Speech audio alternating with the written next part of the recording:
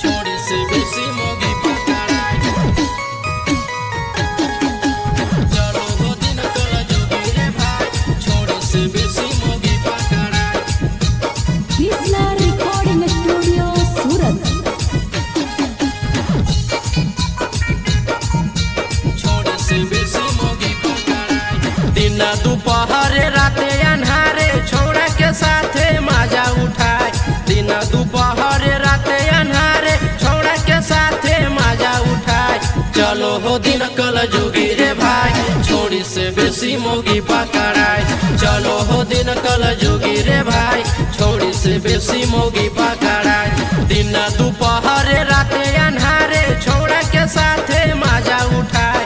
दिन दोपहर राते अन्हारे छोड़ा के साथे मजा उठाए। चलो हो दिन कल जोगी रे भाई, छोड़ी से बेसी मोगी पकड़ाई। चलो हो दिन कल जोगी रे भाई, छोड़ी से बेसी मोगी पकड़ाई।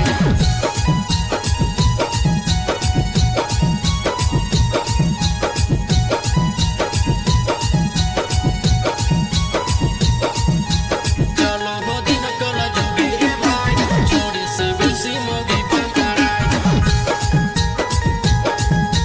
छोड़ी से बेसी मोगी पकड़ाई। नया नया एकर मिलल है यार रे, छौड़ी मोगी राखे डबल भातार रे।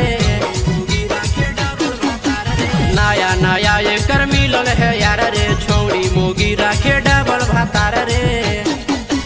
चोली के चीज गेल रुआई, चोली के चीज गेल रुआई।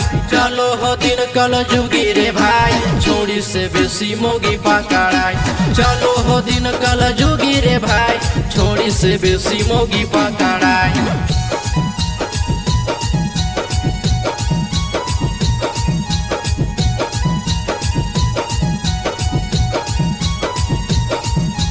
चलो हो दिन कल जोगी रे भाई, छोड़ी से बेसी मोगी पकड़ाई। छोड़ी से बेसी मोगी पकड़ाई। छोड़ी मोगी के नहीं लागे शरम रे, जहाँ तहाँ कर दे है गरम रे।